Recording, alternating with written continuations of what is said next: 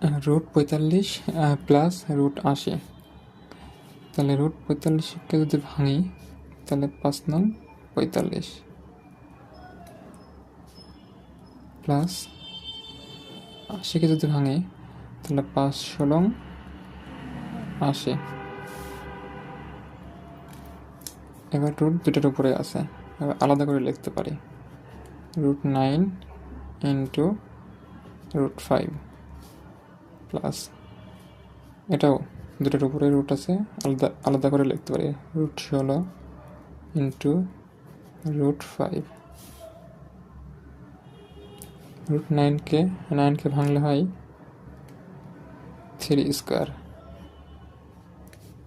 Into root 5 plus 16কে ভাঙলে হয় 4 স্কোয়ার ইন্টু রুট 5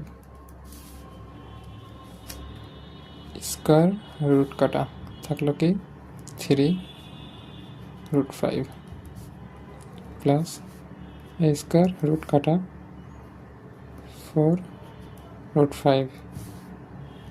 তাহলে 4 আর 3 যোগ করলে 7 আর রুট 5 যোগ করলে রুট 5।